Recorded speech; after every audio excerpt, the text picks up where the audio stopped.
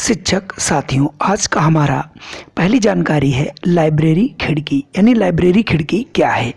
तो लाइब्रेरी खिड़की बेसिक शिक्षा विभाग की ई मैगजीन है जिसे टाटा ट्रस्ट फाउंडेशन ने लॉन्च किया है। इसमें 6 से 14 वर्ष के बच्चों के लिए मैगजीन दी गई है जो कि बच्चों और टीचरों के लिए बेहद अच्छी जानकारियां प्रकाशित होंगी। ये सप्ताह में 2 बार आएगी। इसका इंटरफेस क्या होगा, इस तरीके से ये जब आप लाइब्रेरी खिड़की खोलेंगे तो इस तरीके की ये दिखेगी। तो ये हम सबको याद रखना है। हमारी अगली जानकारी है लर्निंग आउटकम के कितने स्तर हैं। कई बार ये प्रश्न पूछा गया है। तो लर्निंग आउटकम के 3 स्तर होते हैं। हमें तो इतना ही याद रखना है कि लर्निंग आउटकम के 3 स्तर होते हैं। और पहला हमारा स्तर होता है फोकल लर्निंग आउटकम, दूसरा होता है नेस्टेड आउटकम और तीसरा होता है उप आउटकम। ये हमको याद रखने हैं। कई बार ऐसा प्रश्न जो है हमारी परीक्षा में पूछा गया, ये हमें अपनी जानकारी में रखना है। अगली जानकारी हमारी है कि मिशन प्रेरणा के अंतर्गत बेसिक शिक्षा विभाग द्वारा 3 रीडिंग बुक्स बच्चों को प्रदान की गई। तो पूछा जाता है कभी कभी मिशन प्रेरणा के अंतर्गत कितनी जो है रीडिंग बुक्स बच्चों के लिए प्रदान की गई। शिक्षकों के लिए तो 3 हस्तपुस्तिकाएं पहले ही मिल चुकी हैं। तो इसमें बच्चों के लिए 3 पुस्तकें मिली हैं, सहज 1, सहज 2 और सहज 3। सहज 1 कक्षा 1 के लिए, सहज 1 कक्षा 2 के लिए और सहज 3 जो है कक्षा 3 के लिए हैं। 4 और 5 के लिए नहीं है। इसलिए ये जानकारी बहुत इम्पोर्टेंट है और इस समय जो है ये स्कूलों में पहुंचाई भी जा रही हैं। इन्हें हमको याद रखना है।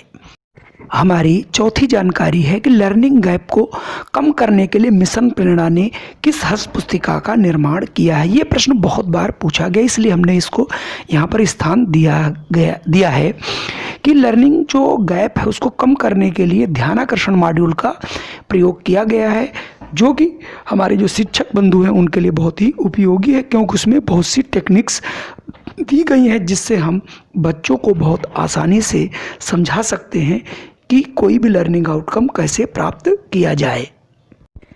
अगली हमारी जानकारी है कि गतिविधियाँ कितने प्रकार की होती हैं। कई बार ये प्रश्न पूछा गया है। गतिविधियाँ जो हैं हमारी 4 प्रकार की होती हैं। जब भी हम पढ़ाते हैं तो कौन कौन सी हम गतिविधि बच्चों को करा सकते हैं। तो सबसे पहली तो गतिविधि होती है मौखिक, दूसरी होती है लिखित, तीसरी होती है सामग्री आधारित जो हम TLM बेस्ड होता है, TLM दिखाकर बच्चों को कराते हैं। और अगली हमारी आती है ICT गतिविधि। तो इन चारों का प्रयोग करके हम बच्चों में बहुत जल्द ही लर्निंग आउटकम प्राप्त कर लेते हैं। अगला हमारा है, कभी कभी आ जाता है कि गणित की संक्रियाएं कितनी होती हैं। तो गणित की 4 संक्रियाएं होती हैं। सभी को हालांकि पता है, जोड़ना, घटाना, गुणा व भाग। इन्हें हमें याद रखना है कि गणित की 4 संक्रियाएं होती हैं। बहुत ही महत्वपूर्ण प्रश्न है, बाला क्या है या बाला का अर्थ क्या है। तो बाला का मतलब है बिल्डिंग एज लर्निंग एड। तो इसके अंतर्गत ये बताया गया है कि हमारे जो स्कूल हैं वो जितनी अच्छी उनकी हम रंगाई पुताई और जो लर्निंग एड्स हैं जो आपको TLM है जितने बनवा सकते हैं, एक ऐसा शैक्षिक भवन, एक ऐसा बिल्डिंग जिसको देखकर बच्चे आकर्षित हों और उन्हें पढ़ने के लिए आकर्षित हों और उनसे कुछ सीखें, इसी को कहा जाता है बाला। अगला हमारी जानकारी है इरेक का फुल फॉर्म क्या है।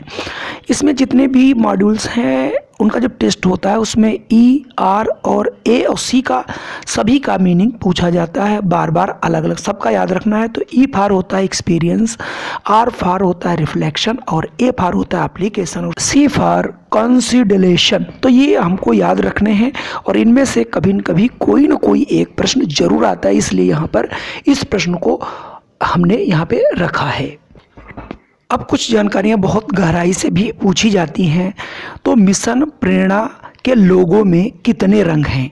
तो इसको याद रखना है कि मिशन प्रेरणा में हमारे लोगों में 3 रंग हैं और तीनों रंग आप पहले लोगो देख लीजिए, तब आप रंग इसके बता पाएंगे, क्योंकि ये लोगो अगर आप नहीं देखते हैं तब तक आप इनका कलर नहीं बता सकते। तो इसमें पहला रंग होता है, देखिए आपको दिखाई पड़ रहा है, पीला, हरा एवं नीला। अगला हमारा जो जानकारी है वो है रीड एलॉन्ग ऐप के बारे में। इस समय जो भी अधिकारी जा रहे हैं वो रीड एलॉन्ग ऐप के बारे में अवश्य पूछते हैं। तो रीड एलॉन्ग ऐप एक ऐसा ऐप है जिसमें हिंदी और इंग्लिश बच्चों की रीडिंग बहुत अच्छी की जा सकती है, क्योंकि इस ऐप के द्वारा बच्चे पढ़ते हैं और जो भी चीज़ वो भूलते हैं वो उन्हें उसमें जो है कार्टूनों के द्वारा बताया जाता है, जिससे सभी बच्चे इसको पढ़ते हैं और इसमें दी गई सामग्री को ग्रहण भी करते हैं। और हर जब भी आप इसको डाउनलोड करेंगे तो हर ब्लॉक का पार्टनर कोड अलग अलग है। जब तक आप पार्टनर कोड नहीं डालेंगे तब तक आपकी गणना उस ब्लॉक में नहीं होगी। इसलिए जब भी इसे डाउनलोड बच्चों को कराएं या अपने आप करें तो उसमें अपने ब्लॉक का पार्टनर कोड अवश्य डालें, ये हमें याद रखना है। और अब इनकी जानकारी भी मांगी जा रही है कि आपके द्वारा कितने बच्चों को रीड एलॉन्ग ऐप डाउनलोड कराया गया है। अगली जानकारी हालांकि सभी को होगी कि मिशन प्रेरणा की शुरुआत कब हुई। तो मिशन प्रेरणा की जो शुरुआत है वो 4 सितंबर 2019 को हुई थी, जो कि शिक्षक दिवस के एक दिन पहले यानी पूर्व संध्या पर इसका शुरुआत मुख्यमंत्री जी के द्वारा किया गया था। अगली जानकारी बेहद महत्वपूर्ण है कि जो लर्निंग आउटकम हैं वो बेसिक वो हमें कितने लर्निंग आउटकम और किस किस क्लास के लिए दिए गए हैं। तो कक्षा 1 से 3 तक 14 लर्निंग आउटकम्स दिए गए हैं और 4 और 5 में जो है 2 और बढ़ जाते हैं, यानी 16 लर्निंग आउटकम्स दिए गए हैं। इनको हमें याद भी रखना है और इनका डिटेल भी हमको याद रखना है। जब आप पुस्तक उठाएंगे तो वहाँ से आप इनको भी याद रखेंगे, जिससे हम इन सब कठिनाइयों से बच सके। शायद आपको ये प्रश्न जरूर पसंद आ रहे हैं। अगर ये पसंद आ रहे हैं तो आप हमारी चैनल पर पहली बार आए हैं तो कृपया हमारे चैनल को एक बार सब्सक्राइब अवश्य कर लें। हम इस प्रकार की वीडियो समय समय पर बनाते रहते हैं। अगला भी हमारा प्रश्न बहुत बार पूछा गया है और ये जानकारी हम सभी को होनी चाहिए, क्योंकि इस जानकारी को हमारी जो पुस्तकें हैं उनमें इन चीज़ को बहुत जो है सहजतापूर्वक समझाया भी गया है कि एक्सपेक्टेड आउटकम और एक्चुअल आउटकम जो है इसके अंतर को क्या कहते हैं। तो सदैव याद रखें, इसके अंतर को कहते हैं हम लोग लर्निंग गैप, यानी हम कितना अपेक्षित करते हैं कि बच्चा सीखेगा लेकिन वास्तव में वो कितना सीख पाता है। इन दोनों के जो अंतर को जो मैंने अपेक्षा की थी और जो उसने एक्चुअल में प्राप्त किया, जो नहीं प्राप्त किया, जो एक्सपेक्टेड नहीं हो पाया, उसका जो अंतर होता है वही कहलाता है लर्निंग गैप। तो इसे हमें याद रखना। ये फार्मूले के रूप में भी आता है EO minus AO equal to LG, इसलिए हमें इसे याद रखना है।